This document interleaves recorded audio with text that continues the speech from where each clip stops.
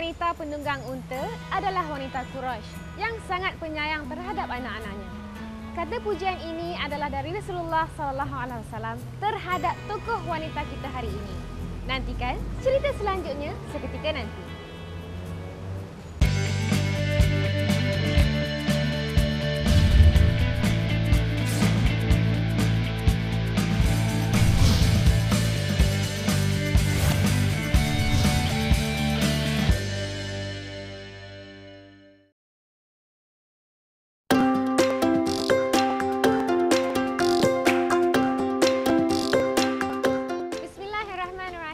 Assalamualaikum warahmatullahi wabarakatuh. Apa khabar saudara penonton? Mudah-mudahan di hari yang mulia ini kita semua mendapat keberkatan yang tak terhingga dari Allah SWT. Saudara, mana mungkin ada manusia di dunia ini yang sanggup menolak pinangan Rasulullah SAW? Manusia yang mulia dan menjadi idaman para wanita solehah. Namun, tokoh Sri Kandi kita hari ini menolak pinangan lelaki teragung dengan hujahnya tersendiri. Apakah hujah beliau? Nantikan kisah selanjutnya bersama Ustazah Fatimah Syarha.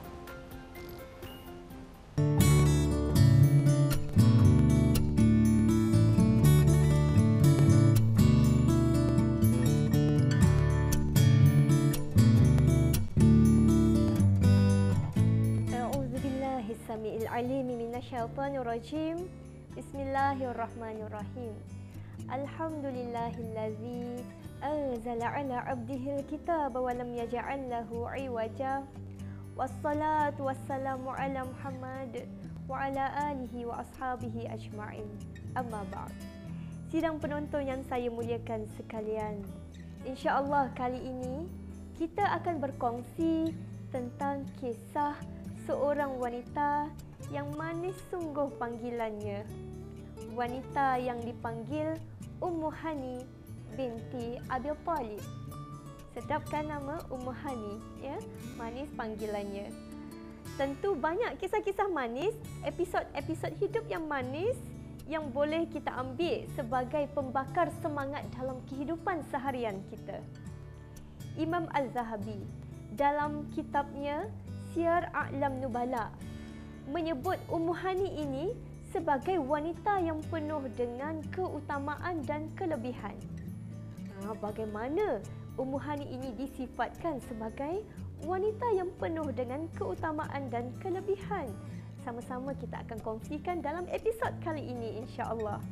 Sidang penonton yang saya muliakan, siapakah nama sebenar Ummu Hani ini? Ya, ada macam-macam pendapat dalam kitab-kitab sirah yang menceritakan tentang nama sebenar Ummu Hani. Antara yang masyhur ialah nama sebenar Ummu Hani ialah Fakhitah binti Abi Thalib. Ya, Fakhitah binti Abi Thalib, anak kepada Abi Thalib. Abi Thalib itu adalah bapa saudara kepada Nabi Muhammad sallallahu alaihi wasallam. Kita sedia maklum, Nabi kita yang yatim, ya, dipelihara oleh ibunya Khadijah. Kemudiannya ibu meninggal, dipelihara oleh Abdul Muttalib. Abdul Muttalib pula meninggal. Masa tu Nabi masih lagi kanak-kanak dan seterusnya dipelihara pula oleh Abi Thalib. Jadi Ummu Hani ini salah seorang wanita hebat yang berada, yang menemani hari-hari kanak-kanak dalam hidup Nabi kita Muhammad sallallahu alaihi wasallam. Beliau merupakan anak kepada Abi Thalib, seorang yang dihormati dalam masyarakat Quraisy ketika itu. Abi Thalib juga merupakan seorang yang fasih berbahasa, sastrawan Quraisy yang handal, ya. Dan kefasihan ini, kehebatan ini pun dapat diwarisi oleh Ummu Hani binti Abi Thalib. Sidang penonton yang saya muliakan, kita melihat pula kepada nasab keturunan mulia Ummu Hani ini. Beliau adalah Ummu Hani binti Abi Thalib bin Abdul Manaf bin Hashim Al-Hashimiyah Al-Makkiyah, daripada keturunan Hashimiyah, ya. Seterusnya ibunya adalah wanita yang sangat berakhlak mulia, wanita yang sangat pandai hormat orang, sangat pandai hargai orang. Beliau adalah Fatimah binti Asad bin Hashim, seorang wanita yang termasuk di kalangan wanita-wanita muhajirah yang berhijrah dari Mekah ke Madinah, wanita yang melalui banyak kepayahan dan telah pun dibai'ah oleh Nabi Muhammad sallallahu alaihi wasallam. Seterusnya, adik-beradik kepada Ummu Hani pun orang yang hebat-hebat ya sidang penonton. Antaranya ialah Ali bin Abi Talib, sahabat Nabi yang sangat hebat. Seterusnya Ja'far, Uqail, Talib dan juga diri beliau sendiri Ummu Hani. Jadi mereka ini ada berapa beradik? Ada 5 beradik. Seterusnya Ummu Hani ini ya, suami dan anak-anaknya ialah Hubairah bin Amru bin Ais Al-Makhzumi, suami yang juga seorang sastrawan Quraisy yang hebat. Pandai betul Abi Talib ni pilih menantu ya. Dia fasih berbahasa, sastrawan Quraisy, dia pilih menantu pun sastrawan Quraisy yang hebat. Itu suami kepada Ummu Hani binti Abi Talib. Dan seterusnya, anak-anak hasil pernikahan Ummu Hani dengan Hubairah ini ialah Amru, Ja'dah, Hani dan juga Yusuf. Ada 4 beradik. Seterusnya, bila Islam muncul, Hubairah tetap musyrik. Tapi Ummu Hani ya, bila berlakunya Fathu Mekah, Ummu Hani memilih Islam. Saya akan bercerita secara lanjut, secara terperinci insya-Allah tentang bagaimana Ummu Hani terus mendapat keistimewaan, kelebihan sebelum Islam dan selepas Islam. InsyaAllah, kita jumpa lagi selepas ini.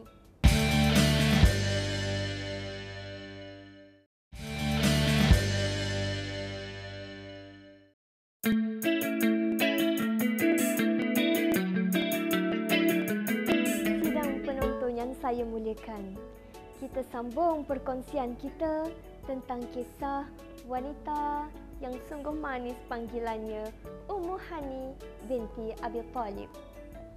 Ummu Hani binti Abi Talib agak lewat masuk Islam ya, iaitu pada tahun 8 Hijrah, pada tahun pembukaan kota Mekah. Barulah hidayah masuk, menancap, meneguh dalam jiwa Ummu Hani binti Abi Talib untuk menyatakan keislamannya ya, mengakui kebenaran kenabian Nabi Muhammad sallallahu alaihi wasallam. Kata Ibn Al-Qayyim, ketika Fathu Mekah itu, ketika itu penduduk langit bergembira, kompang dipalu merata tempat. Suasana ketika itu digambarkan sangat-sangat memberi kegembiraan, seakan-akan sekalian alam ini ya sedang mengalami musim bunga, sebab kemenangan telah pun dilaungkan, telah pun tertegak di bumi Mekah ketika itu. Seterusnya sidang hadirin yang saya muliakan, bila Nabi Muhammad SAW masuk ke Mekah ya, pada pembukaan kota Mekah, Nabi kata, pada hari ini tiada lagi cercaan ke atas kamu semua. Pada hari ini kamu semua bebas pergi ke mana-mana. Nabi membawa seruan keamanan ketika itu. Dan selepas itu Nabi Muhammad SAW pergi ke rumah Ummu Hani. Nabi masuk ke rumah Ummu Hani, Nabi pergi mandi di rumah Ummu Hani. Seterusnya Nabi berwuduk, Nabi pun solat. Ketika itu waktu duha, Nabi solat 8 rakaat dengan solat kemenangan. Sebab itu para sahabat pun digambarkan bila dapat menakhluki sesuatu kawasan. Misalnya Khalid Al-Walid, sahabat Nabi. Beliau seorang pahlawan yang handal. Bila dapat menakhluki sesuatu tempat, misalnya Hairah, ya, Khalid Al-Walid ini akan solat dengan solat kemenangan 8 rakaat. Ummu Hani melihat, menyaksikan bagaimana sempurnanya rukuk dan sujud Nabi ketika itu dengan penuh kesyukuran kepada Allah Subhanahu Wa Taala, meraihkan kemenangan Nabi sallallahu alaihi wasallam. Dan para sahabat ketika itu bila melihat Nabi sallallahu alaihi wasallam memilih rumah Ummu Hani untuk Nabi pergi mandi dan pergi solat kemenangan dengan 8 rakaat, para sahabat terus tabiklah ya, terus mengiktiraf betapa penuh keutamaan, penuh kelebihan wanita yang bernama Ummu Hani ini. Wanita yang pernah ada dalam kehidupan Nabi pada zaman kecil Nabi dahulu, ya, yang membesar sama-sama dengan Nabi di rumah Abi Talib. Sidang penonton yang saya muliakan sekalian, Ummu Hani diriwayatkan berkata, ya, direkodkan dalam Bukhari dan Muslim.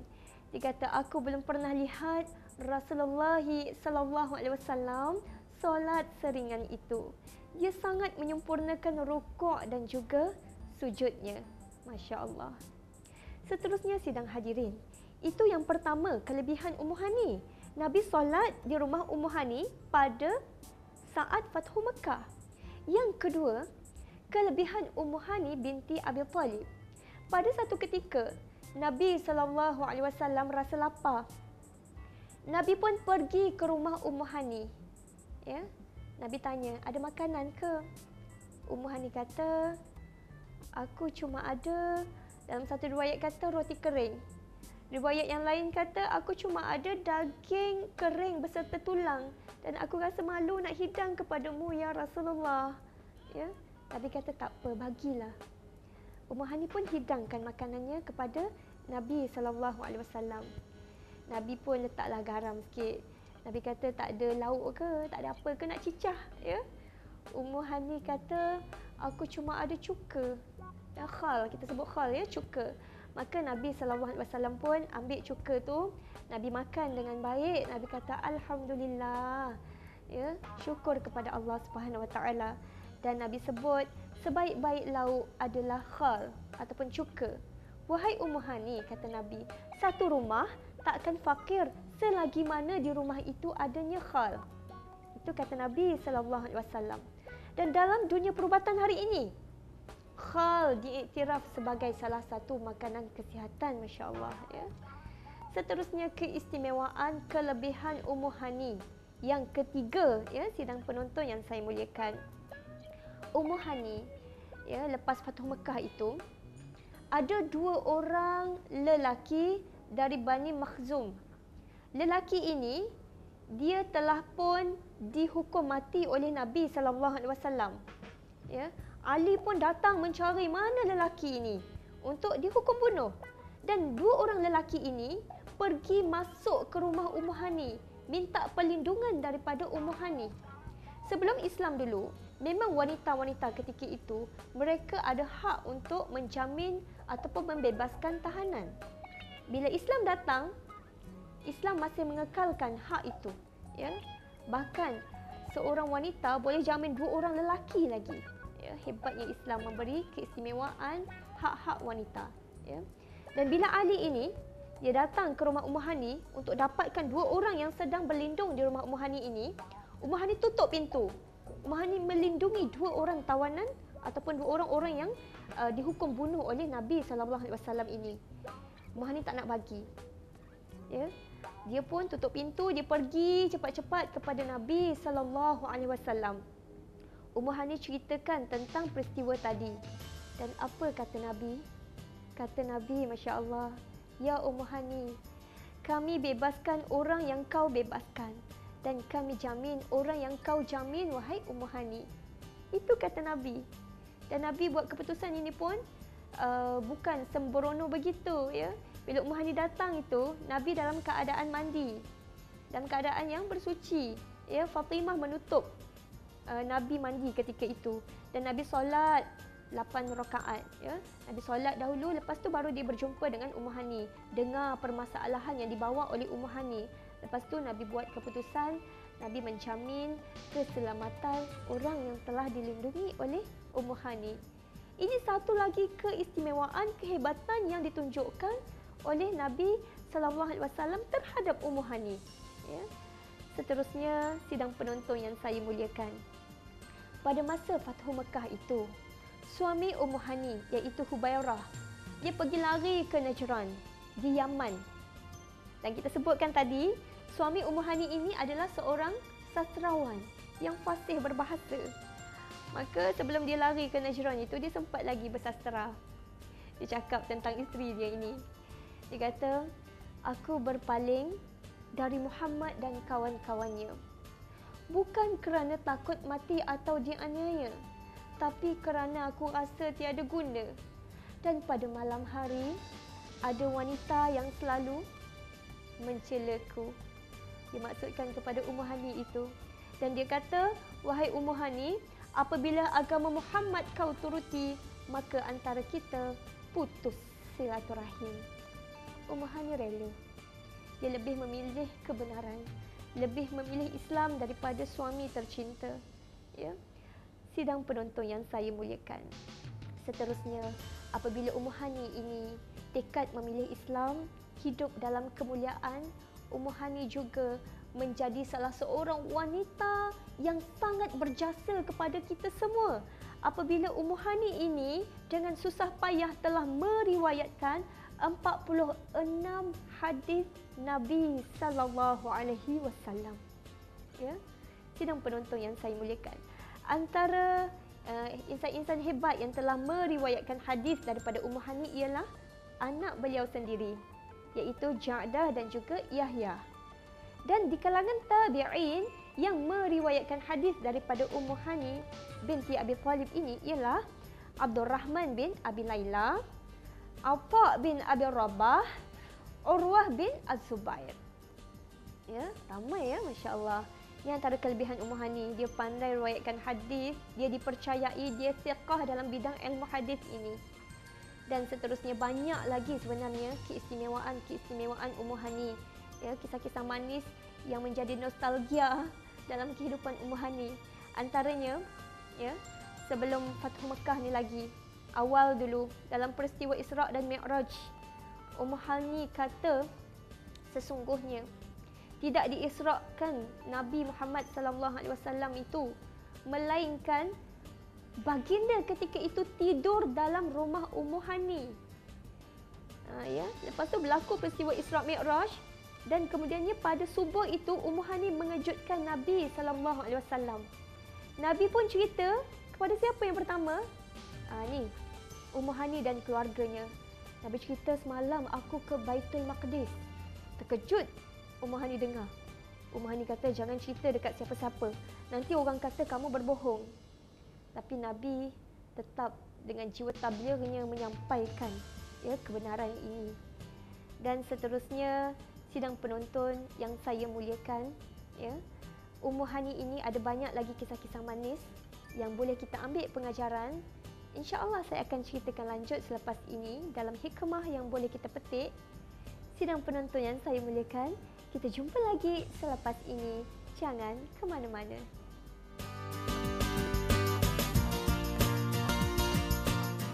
Saudara, menyoroti kisah Ummu Hani, beliau merupakan salah seorang wanita yang mendampingi Rasulullah SAW semasa kecil. Banyak lagi kisah yang Ahli Hidayah ingin kongsikan. Ingin tahu lebih lanjut? Ustazah Fatimah Syarha akan kembali dengan anda selepas ini.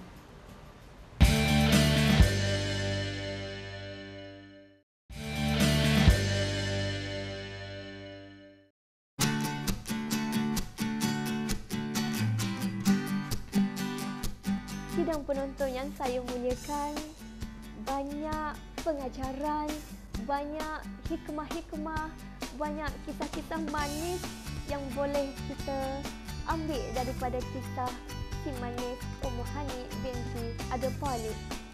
Antara yang sangat berkesan, menyentuh hati saya ialah tentang akhlaknya yang mulia.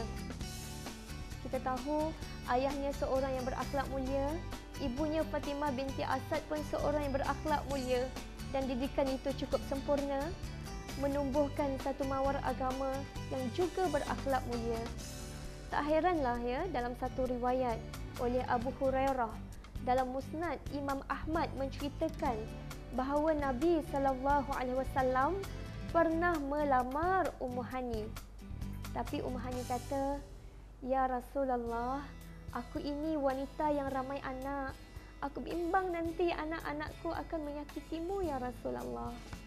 Maka Nabi kata, sebaik-baik wanita yang menunggang unta adalah wanita Quraisy.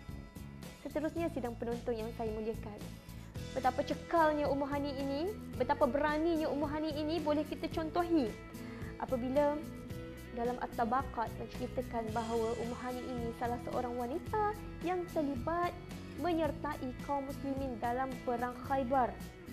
Ketika itu Nabi memberi makan kepada Ummu Hani ya, sebanyak 40 wasak. Semasa hidup, khalifah dan para ulama memang sangat-sangat menghormati Ummu Hani ini sebab beliau dihormati oleh seorang Nabi dengan kehormatan yang begitu besar sekali. Dan seterusnya sedang hadirin yang saya muliakan, Ummu Hani ini juga mempunyai jiwa yang cepat rasa bersalah kalau dia rasa dia buat dosa. Ya, direkodkan dalam satu kisah, Ummu Hani ini pernah datang jumpa Nabi bawa air. Ummu Hani hulur air itu kepada Nabi. Lepas tu Nabi minum sikit, Nabi hulur balik kepada Ummu Hani. Ummu Hani pun minum air yang ditinggalkan oleh Nabi itu. Lalu Ummu Hani minta kepada Nabi, "Ya Rasulullah, boleh tak tolong minta ampun kepadaku ya?" Nabi kata, "Apa yang kamu dah buat?" Ummu Hani kata, "Aku puasa. Lepas tu aku tinggalkan puasa tu. Aku batalkan puasa tu." Nabi tanya, "Kamu puasa apa? Puasa qada ke? Ataupun puasa sunat ya?" Nabi tanya puasa apa. Ummu Hani pun kata, bukan puasa qada." Maka Nabi kata, "Jangan risau. Itu tak membahayakanmu." Tengok ya, Masya Allah, Ummu Hani dia takut dia terbuat dosa. Dia cepat-cepat cari kifarah untuk dosa dia. Kita pun nak ada jiwa yang sebegitu. Jiwa yang tak biarkan diri kita terus larut dengan dosa.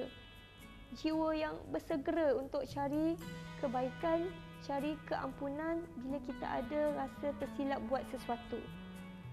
Maka sidang penonton yang saya muliakan, wanita berakhlak mulia ini memang sewajarnya menjadi salah seorang wanita yang memberi inspirasi dalam hidup kita. Dengan akhlaknya yang mulia, dengan kelebihannya fasih berbahasa, dengan kesegeraannya ya, meminta ampun bila rasa buat silap. Moga-moga ia terus mekar dan mewangi dalam hidup kita sampai bila-bila. Wallahu a'lam.